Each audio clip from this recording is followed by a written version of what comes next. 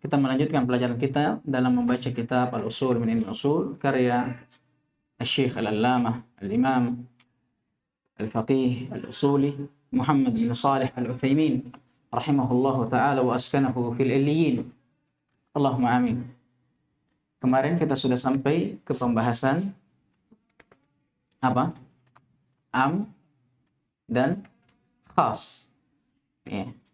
Kita terakhir membahas tentang hukum khas, apa ta'rifnya, apa jenis-jenisnya, ya. Kemudian dari setiap jenis itu memiliki syarat, ya. Dan saya kira ini, ya, saya harapkan semuanya sudah murojaah, karena kalau kita murojaah panjang ceritanya. Dan kalau bisa insya Allah di akhir kitab kita jadikan ada ujian, ya, ada ujian. Kalau bisa kita ujiannya ujian kertas, kemudian ujian lisan dari awal sampai akhir buku, insyaallah taala. Baik, sekarang kita masuk ke dalam pembahasan al-mutlaq wal muqayyad. Iqra. Bismillah, alhamdulillah, wassalatu wassalamu ala rasulillah wa ala alihi wa sahbihi wa man tabi'ahum bi ihsanin ila yaumiddin, amma ba'd. Qala Syekh Muhammad ibn Shalih Al-Utsaimin rahimahullah, al-mutlaq wal muqayyad. تعريف المطلق. المطلق لغة ضد المقيد، واصطلاحا ما دل على الحقيقة بلا قيد، كقوله تعالى فتحرير رقبة من قبل أن يتماسا. وخرج بقولنا ما دل على الحقيقة الأم لأنه يدل على العموم لا على المطلق الحقيقة فقط. فخرج بقولنا بلا قيد المقيد. طيب يكفي جزاكم الله خير. Kata beliau rahimahullahu taala al-mutlaq wal muqayyad. Kita masih di dalam pembahasan kandungan-kandungan lafaz atau makna-makna atau keharusan-keharusan dari lafaz. Ya. Lafaz dari mana? Dalil-dalil syar'i, Quran ataupun sunnah.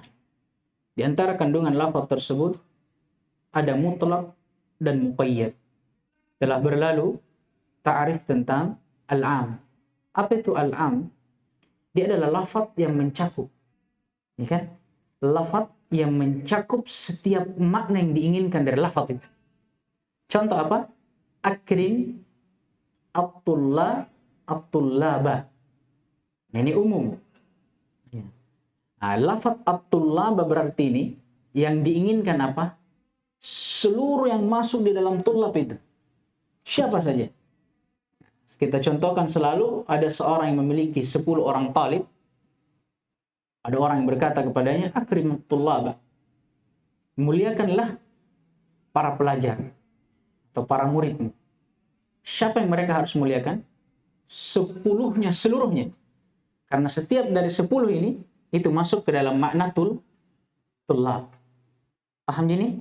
Ini lafaz yang mutlak. Lafaz yang am. Kalau mutlak, ya, kalau mutlak, dia adalah lafaz yang menunjukkan terhadap hakikat sesuatu, ya kan? Hakikat sesuatu. Ada yang diinginkan, satu yang diinginkan. Beda kalau am, kalau umum. Kalau umum, yang diinginkan apa? Banyak. Siapa saja yang masuk ke dalam lafaz itu, berarti itu yang diinginkan. Kalau mutlak tidak. Dia cuma menginginkan satu hal saja. Hanya saja satu hal yang diinginkan ini tidak ditakyin, tidak diperjelas. Apa jenis yang diinginkan ini? Atau apa sifat yang diinginkan ini? Contoh misalnya, akrim taliban. Muliakanlah salah seorang dari talib, dari para pelajar. Kalau yang tadi nih, dia punya 10 orang tulab. Dikatakan kepadanya, muliakan salah satu saja. Berapa yang harus dia muliakan? 10 atau satu? Satu. Tapi kita tidak tahu siapa ini. Kalau ada murid misalnya Zaid, Muhammad, ya kan, Abdullah, Abdurrahman, dan seterusnya. Terus dikatakan, akrim taliban, muliakan salah satu dari mereka. Ya. Maka cukup satu saya muliakan, tapi terserah saya. Saya muliakan Muhammad, tidak Zaid, atau Zaid tidak Muhammad, terserah saya. Yang jelas satu. Ini mutlak. Jadi mutlak juga dari sisi ini dia punya makna umum. Ya, makna umum. Dari sisi mana? Dari sisi tidak ditakyin, tidak diperjelas siapa yang diinginkan. Ya kan? Tapi dari sisi yang diinginkan itu hanya satu, nah ini yang membedakan dia dengan apa? Umum, dengan am. Paham jadi semua ini? Nah ini dia. Kemudian kata beliau, ta'riful mutlaq, pengertian mutlak. Ya kan? Insyaallah lebih jelas kita jelaskan di sini. Al-mutlaqu lughatan, mutlak itu secara bahasa diddul muqayyad. Lawan dari muqayyad. Muqayyad ini sesuatu yang terikat. Berarti kalau mutlak lawannya berarti apa? Sesuatu yang tidak terikat. Paham ini? Misalnya ra'aitu farasan muqayyadan.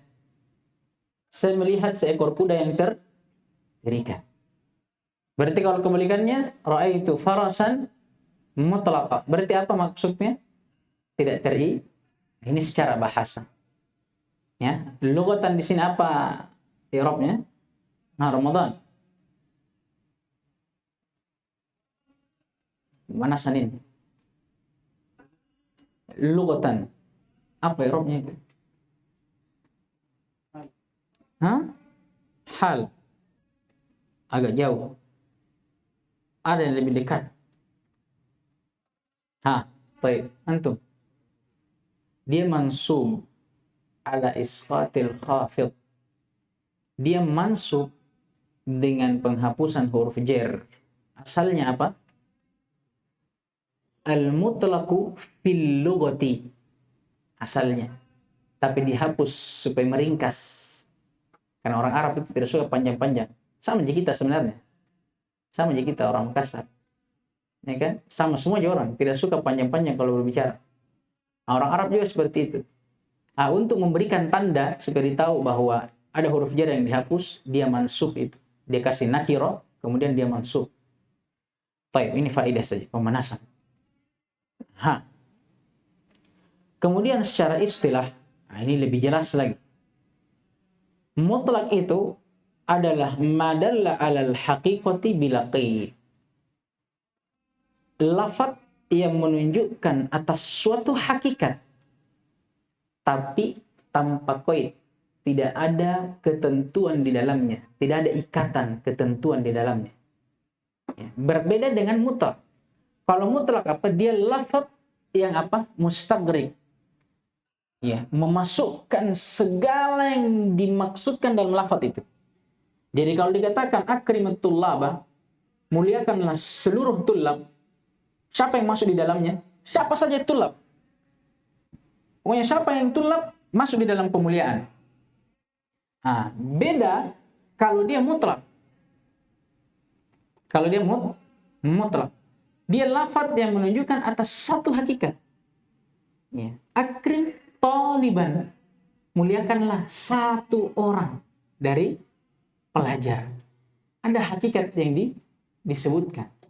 Hanya saja hal ini yang disebutkan, yang satu ini tidak ditahu siapa. Contohnya seperti apa? Firman Allah Subhanahu wa taala, "Fatahriru raqabatin min qabli ayyatamassa." Ini ayat tentang kafarah. Utang yang harus dibayar oleh seseorang laki-laki yang mendihar istrinya. Kalau orang laki-laki mengatakan pada istrinya, "Kau ini saya lihat seperti muka mamaku. Ya, engkau ini sudah seperti ibuku." Maksudnya apa? Dia sudah tidak mau lagi sama istrinya. Karena dia sudah anggap dia seperti ibunya. Iya. Ini kata para ulama terhitung talak. Tapi intinya orang yang seperti ini, yang mendihar istrinya, ya kan? Kata Allah, "Fatahriru raqabah." Wajib atasnya untuk membebaskan budak. Perhatikan raqabah nakirah, menunjukkan makna itlaq, mutlak. Sekarang yang diinginkan dengan raqabah di sini satu atau banyak? Satu ji. Ya kan? Satu saja budaknya. Tapi tidak ditahu ini budak apa? Budak mukminah kah atau kafir? Kita tidak tahu. Ini namanya mutlak. Paham di mutlak ini? Baik. Kemudian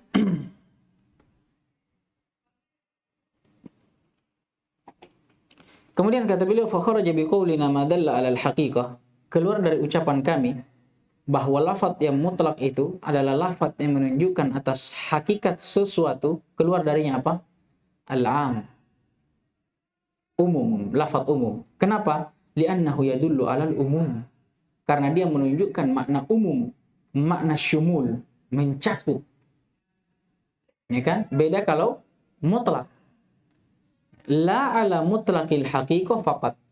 Dia tidak ada lafaz yang umum ini tidak menunjukkan terhadap mutlak haqiqah. Hakikat sesuatu itu. Paham ini? Paham tidak? Karena dia maknanya mencakup banyak, tidak terbatas. Ya, ini maksudnya apa? Tidak ada hakikat di dalamnya. Kita tidak tahu sampai berapa kita harus muliakan misalnya. Akrimit tullaba. Muliakan seluruh tulab. Tidak ada batasannya. Ya. Tidak ada hakikat yang diberikan kepada kita berapa tulab yang harus dimuliakan. Beda kalau mutlak. Ada hakikat yang diberikan. Akrim taliban. Muliakan cukup satu saja. Ya walaupun hakikat ini tidak diperjelas. Apa sifatnya? Ya kan? Sama seperti tadi ayat. Fatahriru raqabah. Ya, ini mutlak. Tidak diperjelas. Ya kan? Tidak diperjelas. Nah, kemudian kata beliau wa kharaja biqaulina bila qaid al-muqayyad.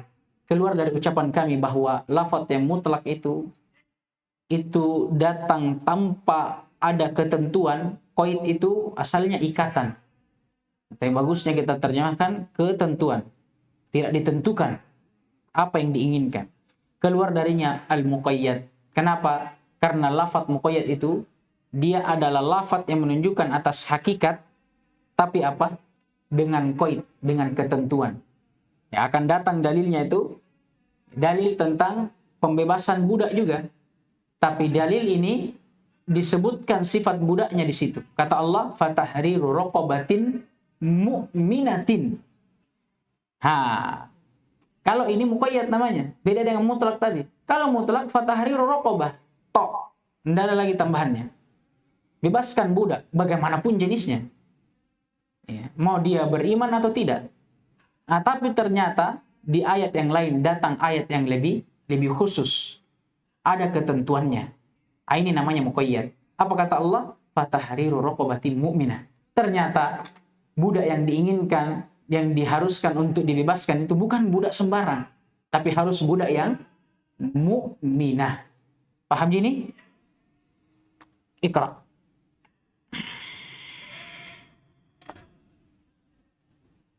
Ta'riful muqayyad. Al-muqayyadu lugatan ma ja'ala fihi qaidun min ba'irin wa nahwi. Wastilahan ma dalla 'ala al-haqiqati biqaidin ka qoulihi ta'ala fatahrir raqabatin mu'minah. Wa kharaja biqaulina qaidun al-mutlaq. Tayyib. Jazakumullah khairan. Sekarang muqayyad. Apa itu muqayyad? Lugatan secara bahasa maju'ila fihi qaidun. Dia adalah sesuatu yang dijadikan padanya ikatan atau sesuatu yang diikat. Itu definisi ringkasnya. Min ba'irin au nahwihi. Ya, contohnya seperti unta atau yang semisal dengannya, seperti yang kita contohkan tadi apa? Faras, kuda. Sama. Ra'aitu farasan muqayyadan. Ra'aitu ibilan muqayyadan. Apa maknanya nih? Terikat. Ini secara bahasa. Yang kita perlu secara istilah. Adapun secara istilah, madalla alal haqiqah. Sama dengan mutlak. Dia lafaz yang menunjukkan atas hakikat sesuatu. Hanya saja bedanya dengan mutlak. Kalau mutlak apa? Bila qaid. Tanpa ada ketentuan. Kalau ini biqaid. Ada ketentuannya. Contohnya, kaqoulihi ta'ala, seperti firman Allah SWT, fatahriru raqabatin mu'minah. Ya. Nah, ini penjelasan tentang kafar orang yang membunuh. Kata Allah, wajib atasnya untuk membebaskan budak. Nah, sama dengan kafar orang yang mendihar istrinya. Hanya saja di ayat ini diperjelas, diqaid Didatangkan ketentuannya bahwa budak yang harus dibebaskan bukan budak sembarangan. Datang poinnya. Harus budak yang apa? Mu'minatin. Harus budak yang beriman. Paham gini mutlak dengan muqayyad. Jadi lafaz mutlak itu dia lafaz yang datang dengan hakikat sesuatu. Ya, datang dengan batasan tertentu. Ya kan? Misalnya tadi akrim taliban, dia datang dengan batasan tertentu. Muliakan satu talib. Beda dengan umum. Dia lafaz yang tidak datang dengan batasan. Akrim tullaba, siapa saja di dunia ini yang termasuk dari tullab maka wajib dimuliakan. Tapi kalau yang mutlak, dia datang langsung dengan hakikat. Muliakan satu orang talib. Hanya saja yang satu ini kita tidak tahu siapa. Paham gini?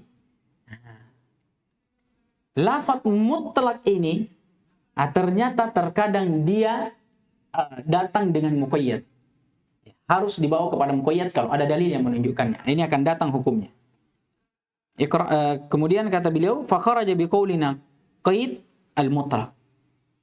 Keluar dari ucapan kami, lafaz yang muqayyad itu datang dengan ketentuan tertentu, keluar darinya lafaz mutlaq. Kenapa? Karena mutlak dia tidak datang dengan ketentuan tertentu. Paham gini? Taib ikra. ثم قال المؤلف رحمه الله العمل بالمطلق يجب العمل بالمطلق على إطلاقه إلا بدليل يدل على تقييده لأن العمل بنصوص الكتاب والسنة واجب على ما تقتضيه دلالتها حتى يقوم دليل على خلاف ذلك. Lanjut. وإذا ورد نص مطلق ونص مقيد وجب تقييد المطلق به إن كان الحكم واحدا وإلا عمل بكل واحد على ما ورد عليه من إطلاق أو تقييد. Selesaikan. مثل ما كان الحكم فيهما واحد مثال ما كان الحكم فيهما واحدا قوله تعالى في كفارة الظهار فتحرير رقبة من قبل أن يتماسا وقوله في كفارة القتل فتحرير رقبة مؤمنة. الحكم واحد هو تحرير رقبة فيجب تقييد المطلق في كفارة الظهار بالمقيد في كفارة القتل ويشترط الإيمان في الرقبة في كل منهما ومثال ما ليس الحكم فيهما واحدا قوله تعالى والسارق والسارقة فقطعوا أيديهما وقوله في آية الوضوء فاغسلوا وجوهكم وأيديكم إلى المرافق والحكم مختلفة ففي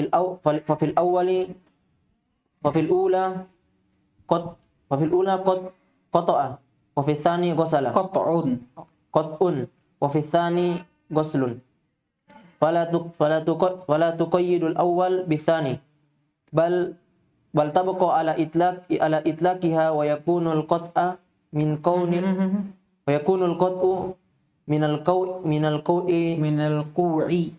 القوء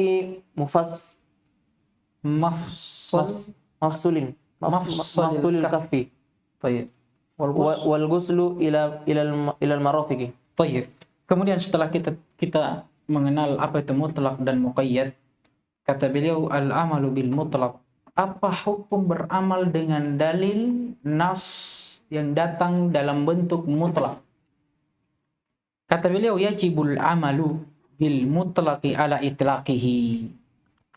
Wajib ya, untuk seseorang itu beramal dengan dalil yang datang dengan lafaz mutlak di atas keitlakannya. Illa bidalilin yadullu ala taqyidihi, sampai ada dalil yang menunjukkan atas apa? Taqyidnya, terkhususnya dalil itu. Ya kan? Tayyib. Kenapa kata beliau? Li'annal amala binususil kitabi was sunnah wajib. Ya, karena yang wajib atas seorang hamba itu, kapan datang dalil, dia harus langsung mengamalkannya. Ya. Urusan belakang itu, kalau misalnya ada koidnya, nanti. Kalau kita ada koid, baru kita amalkan koidnya. Tapi selama dalil itu datang dalam bentuk mutlak, ya kan, tidak boleh kita tunggu sampai ada dalil yang mengkoidnya, menentukannya, tidak boleh. Kita wajib beramal di atas dalil yang mutlak.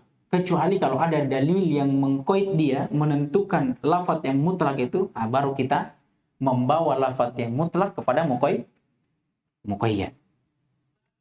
Tayyib. Kemudian sama seperti misalnya dalil atau ayat yang menunjukkan tentang rukhsah terhadap safar, orang-orang musafir. Ya. Dalam surah Al-Baqarah apa kata Allah? Wa man kana minkum maridan aw ala safarin. Perhatikan safarin, lafadznya apa? Nakirah. Maknanya apa berarti? Mutlak. Kalau umum harus ada al, kebalikannya. Dia harus ada al-istighraqiyah. Kalau ini umum, mutlak. Sekarang ala safarin, kata para ulama, ayat ini mutlak. Menunjukkan safar di sini yang diinginkan tidak dibatasi oleh sesuatu, tidak disifati oleh sesuatu. Maksudnya apa? Ini yang dipakai oleh ulama yang mengatakan batasan safar itu tidak ada berapa kilo. Yang jelas kalau urfnya, kebiasaannya manusia sudah dibilang safar, itu safar. Apa dalilnya ini? Karena rukhsah di sini datang dalam bentuk apa? Mutlak. Kan kata Allah di sini, ini kan ayat apa ini? Puasa. Kata Allah untuk orang-orang yang sakit, bersafar di antaranya. Kata Allah apa? Fa'iddatu min ayamin ukhra. Tidak perlu dia berpuasa, tapi dia harus ganti di hari yang lain. Ini kan rukhsah. Tapi rukhsah untuk musafir ini syahidnya. Dia datang dalam bentuk apa? Mutlak. Kapan dia bisa tidak puasa? Kapan? Mutlak. Maka kata sebagian ulama, dari dalil mutlak ini tidak ada penentuannya. Jadi orang yang dapat dalil ini, boleh dia beramal di atas makna mutlak ini. Sampai datang dalil yang mengkhususkan. Nah, ini hanya contoh saja. Kemudian kata beliau, ini masalah. Dan ini intinya kenapa kita belajar mutlak muqayyad. Wa idza warada nassun mutlak wa nassun muqayyad. Kalau datang dua dalil, ada yang maknanya mutlak, ada yang maknanya muqayyad. Paham gini, kalau saya bilang mutlak muqayyad, tidak perlu saya terjemahkan lagi, karena sudah lewat tadi itu mutlak muqayyad. Kalau ada datang dua dalil, satu maknanya mutlak, satu maknanya muqayyad. Satu maknanya mutlak, tidak ada batasannya, tidak tahu apa yang diinginkan di dalam, seperti yang kita jelaskan tadi, tapi satu muqayyad, sudah ditentukan apa yang wajib atas kita. Bagaimana caranya kita beramal dengan dua dalil ini? Kata beliau, wajaba taqyidul mutlaqi bihi. Maka wajib untuk mentakyid, membawa lafaz mutlak kepada lafaz muqayyad. Tapi dengan syarat, in kanal hukmu wahida. Kalau hukum dari dua dalil ini, yang mutlak dengan muqayyad ini wahida, sama. Kalau beda hukumnya tidak boleh. Nanti akan dicontohkan di bawah. Wa illa, ini kata beliau, kalau tidak sama hukumnya, umila bi kulli wahidin ala ma warada alaihi min itlaqin aw taqyid. Maka setiap dalil diamalkan di atas apa yang dia datang dengannya. Yang mutlak diamalkan di atas keitlakannya, yang muqayyad diamalkan di atas muqayyad. Paham jin? Nah, jadi ini. Jadi yang pertama tadi beliau katakan, kalau datang dalil mutlak, selama tidak ada dalil yang mentakyid, mengkhususkan dia, apa yang wajib bagi kita? Beramal di atas mutlak. Yang kedua, kalau ada dalil yang muqayyad, ya, datang bersamaan dengan adanya dalil yang mutlak, apa yang wajib bagi kita? Membawa lafaz mutlak kepada muqayyad, tapi dengan syarat kalau hukumnya sama. Akan lebih jelas dengan kita contohkan. Contohnya misalu makan al-hukmu fihi ma wahid. Contoh dua dalil yang mutlak dengan muqayyad. Yang hukum dari kedua dalil ini sama. Firman Allah Subhanahu wa taala fi kafaratidh dhihar, tentang kafarah atau denda yang harus dibayar bagi orang yang mendihar istrinya. Kata Allah, fatahriru raqabah. Wajib atasnya membebaskan budak. Ini mutlak atau muqayyad? Mutlak. Fatahriru raqabah. Maka wajib atasnya membebaskan raqabah, budak perempuan. Tidak ditahu budak bagaimana. Mukminahkah? Kafirah? Tidak ditahu. Ya. Kemudian kata Allah, di ayat yang lainnya ternyata dikhususkan, ditentukan jenis budak yang wajib dibebaskan. Tapi pada ayat yang lain. Pada apa itu? Qauluhu fi kafaratil qatl. Firman Allah terhadap denda yang harus dibayar orang yang membunuh. Apa kata Allah? Fatahriru raqabatin mu'minah. Ya, wajib atasnya membebaskan budak, tapi bukan sembarang budak. Budak perempuan yang beriman. Kata beliau, fal hukmu wahid. Kalau kita perhatikan dari dua ayat ini, hukumnya sama. Apa itu? Kata beliau, tahrirur raqabah. Sama-sama membebaskan budak. Ya kan? Maka di sini yajibu taqyidul mutlaq fi kafaratid dhihar bil muqayyad fi kafaratil qatl wa yushtaratul imanu fi raqabati fi kullin minhuma. Karena ayat yang muqayyad yang menentukan budak yang harus dibebaskan harus beriman, sama hukumnya dengan ayat yang mutlak, ya, yang tidak mengharuskan atau tidak menentukan budak yang harus dibebaskan. Sama hukumnya ini berdua. Maka apa yang wajib? Kita bawa ayat yang mutlak itu kepada muqayyad. Apa maknanya?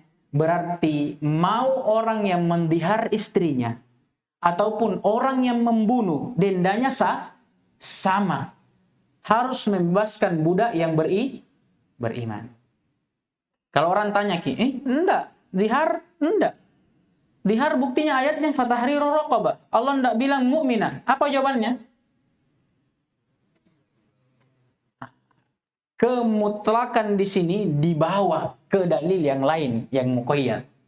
Apa itu? Dalil atau firman Allah tentang kafarah apa? Pembunuhan.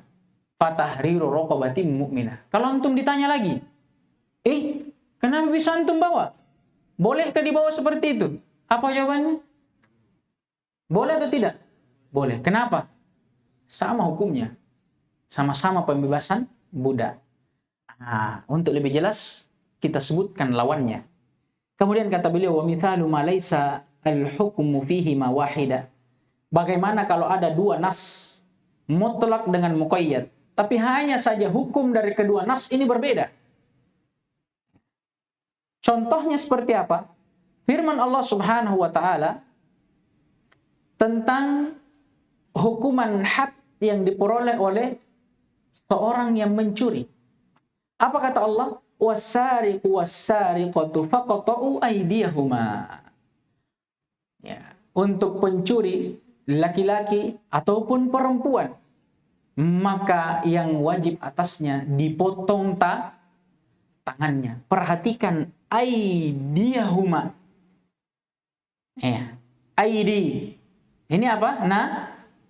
Nakirah. Kemudian dia diidhofahkan. Dari tahu ini. Tangan di sini mutlak ini. Tidak ditahu apa. Ya kan? Sampai di mana? Apakah sampai di ketiak sini? Ataukah sampai di siku? Ataukah sampai di pergelangan? Ataukah mungkin jari-jarinya saja? Ya kan? Di ayat yang lain ternyata dijelaskan batasan tangan itu dalam ayat wudu. Apa kata Allah Subhanahu wa taala? Faghsilu wujuhakum wa aydiyakum ila al-marafiq. Ya. Yang wajib bagi seorang yang berwudu itu untuk mencuci wajahnya dan kedua tangannya sampai ke kedua siku. Di sini disebutkan tangan tapi dengan batasannya. Nah, berarti muqayyad atau mutlak ini? Muqayyad. Ternyata batasan tangan itu yang diinginkan sampai ke siku. Tapi sekarang dua dalil, mutlak, muqayyad. Apakah boleh kita bawa mutlak ini ke dalil muqayyad? Sehingga kita mengatakan kalau potong tangan wajib kita potong sampai di sikunya. Bisa enggak kita bawa ini? Tidak boleh. Kenapa? Kata beliau, fal hukmu mukhtalif. Hukum dari kedua ayat ini berbeda. Satu hukumnya apa? Potong tangan. Satu hukumnya apa? Mencuci tangan dalam wudu. Sama enggak? Beda. Makanya kata beliau, fafil ula qata'. Pada ayat yang pertama, hukumnya di situ hukum potong tangan. Iya. Wa fi tsaniyah ghusl. Sedangkan pada ayat yang kedua hukum apa? Mencuci tangan. Beda potong tangan dengan cuci tangan. Fala tuqayyadul ula bis-tsaniyah. Maka tidak boleh kita membawa dalil yang mutlak yang pertama tadi kepada dalil yang muqayyad yang kedua. Tidak boleh kita katakan kalau potong tangan itu harus sampai ke siku. Ada orang bilang, antum potong tangan. Sampai di mana potong ini? Sampai sikunya. Kalau antum ditanya, boleh enggak ini? Boleh enggak? Mungkin bisa. Nah, Allah sebutkan batasan tangan itu sampai ke siku dalam ayat wudu. Beda hukumnya. Kalau ayat wudu. Kalau ayat potong tangan, berbeda hukumnya.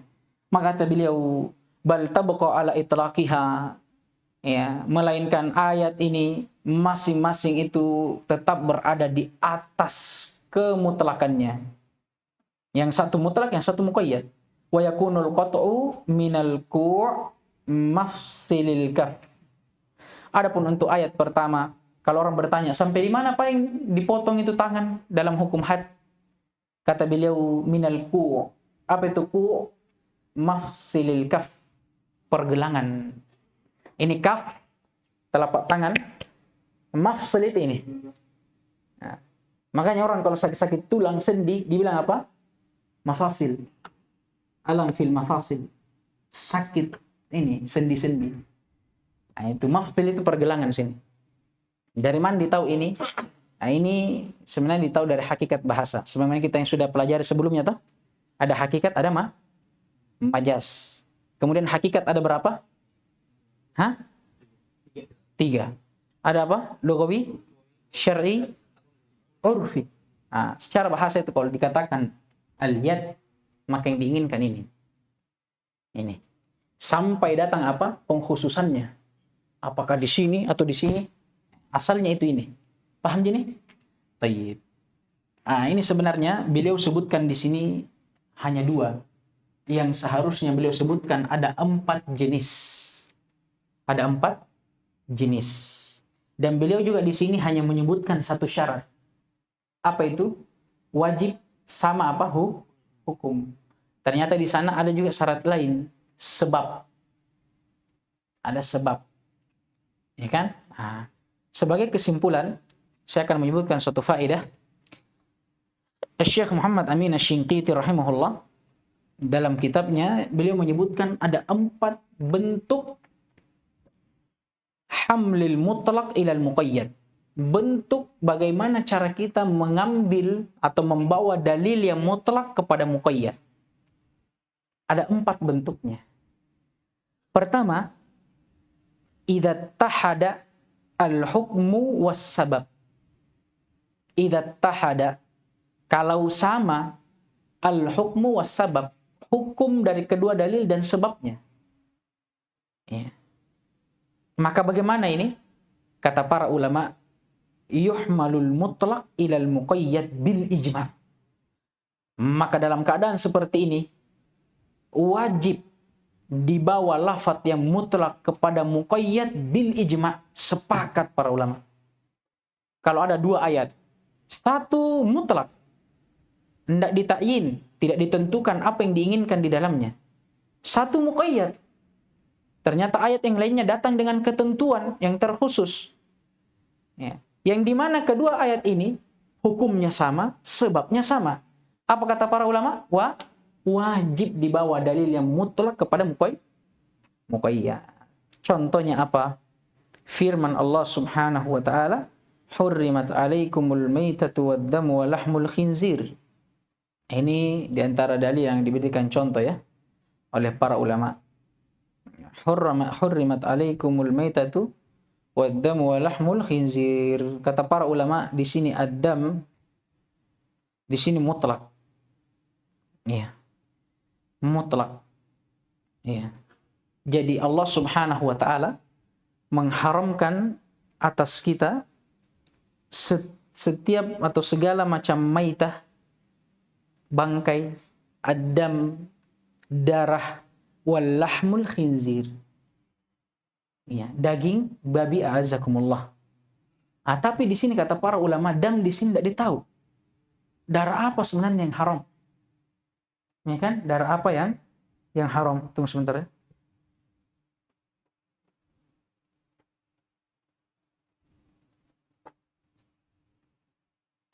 Taib. Darah apa yang haram di sini? Ternyata di ayat yang lainnya dijelaskan. Allah Subhanahu wa taala berfirman, "Au daman masfuha." Ada yang hafal ayatnya? Ada yang hafal ayatnya? Ramadan? Enggak. Rizki. Wah, nak tunjuk ke Ramadan. Ramadan teganya Ramadan ini. Tega sekali antum Ramadan. Taib. Ternyata yang diinginkan dengan dam di sini daman masfuha. Apa yang masfuha? Darah yang mengalir. Darah yang mengalir. Makanya para ulama mengharamkan apa? Antum tahu di daerah-daerah itu biasa sapi darahnya itu dibekukan. Kemudian bisa jadi daging itu. Pernah antum lihat? Itu ada yang makan. Ada itu. Jadi ada sebagian orang itu dia bukukan darahnya, kemudian nanti itu darah jadi daging. Ini haram. Paham jadi bentuknya? Paham jadi tidak? Sekarang di sini kata para ulama terdapat hukum yang sama. Apa hukumnya? Pengharaman darah. Sebabnya juga sama. Apa sebabnya? Kata para ulama, karena najisnya itu darah. Paham jadi? Ini dia, bentuk yang pertama. Dalil yang mutlak yang wajib dibawa kepada dalil yang muqayyad. Kapan itu? Kalau sama hukum dan sebabnya. Ini bil ijma' disepakati oleh para ulama. Yang kedua, kata beliau rahimahullah, idza ikhtalafa al-hukmu was-sabab. Ini kebalikan dari yang pertama. Kalau yang pertama, ittahadal hukmu was-sabab. Sama hukum dan sebabnya. Kalau yang kedua, ikhtalafa al-hukmu was-sabab. Hukum dan sebabnya bertolak belakang. Berbeda. Iya.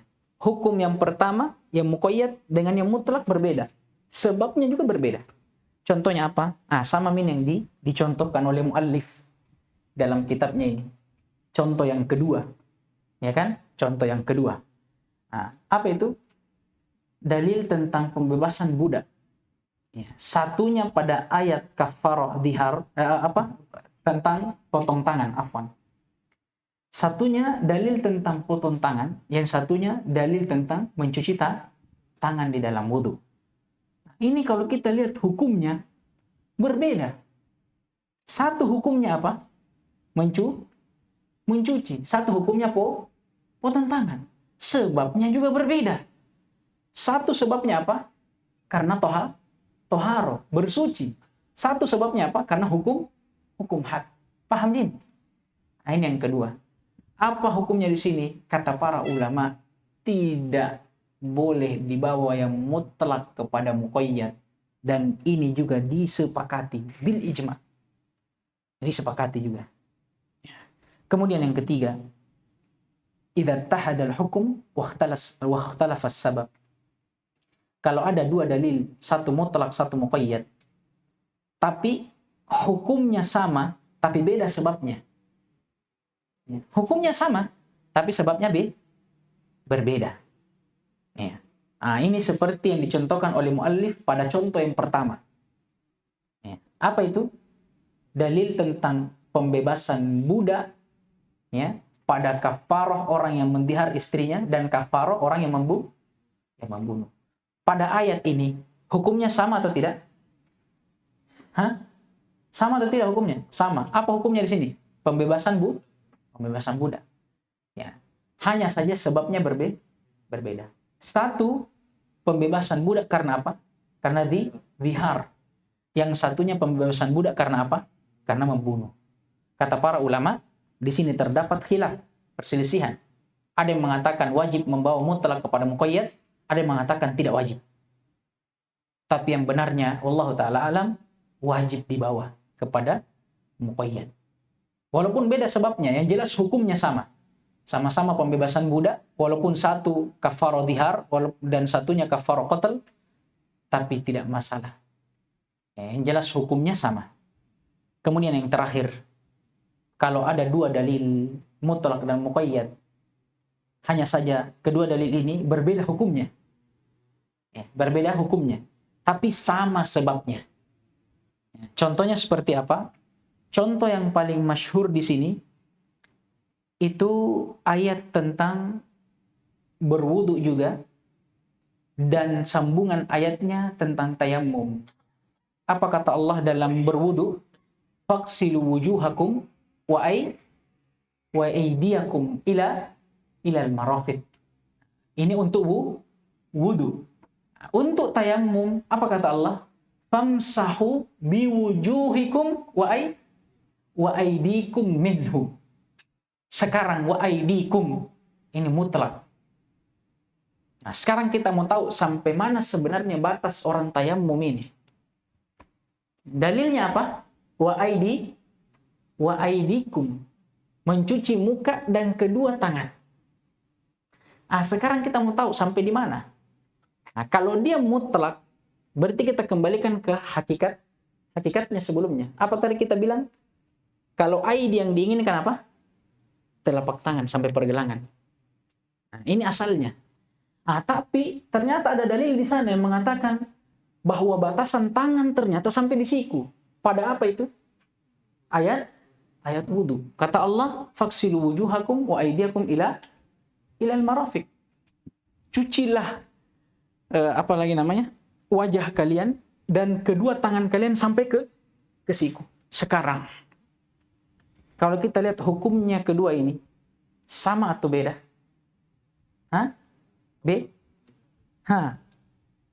Beda. Beda hukumnya. Beda. Dari sisi mana? Satunya wudu, satunya apa? Tayammum. Walaupun sebabnya sama, toharo. Paham? Sama enggak sebabnya? Sama, toharo. Wudu juga toharo, tayammum juga toharo. Tapi hukumnya beda. Satu wudu, satu apa? Satu tayammum. Buktinya apa?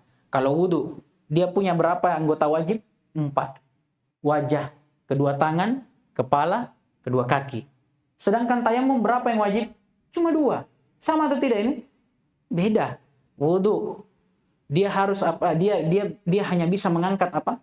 Hadas kecil. Tapi kalau tayammum, dia bisa menduduki kedudukan wudu, mengangkat hadas kecil, dan bisa menduduki kedudukan mandi junub. Bisa juga mengangkat hadas besar. Sama enggak tayammum dengan wudu? Beda. Nah, maka walaupun sama sebabnya tapi beda hukumnya, kata para ulama, yang rajih di sini, ya kan, tidak boleh dibawa kepada muqayyad. Ya. Tidak boleh dibawa kepada muqayyad. Maka yang benarnya, wallahu taala alam, tayammum itu sampai ke mana? Ke siku atau pergelangan? Pergelangan. Kalau kita ditanya, nah Allah sudah khususkan, Allah sudah qaid. Ada ayat yang mengatakan bahwa tangan itu yang diinginkan sampai ke siku. Apa jawabannya? Apa jawabannya? Beda hukum ayatnya. Satu tayammum, satu apa? Satu berwudu. Walaupun sama-sama bertoharo sebabnya. Paham gini? Tayyib. Naktafi bihadzal qadar. Subhanakallahumma wa bihamdik, asyhadu an la ilaha illa anta astaghfiruka wa atubu ilaik.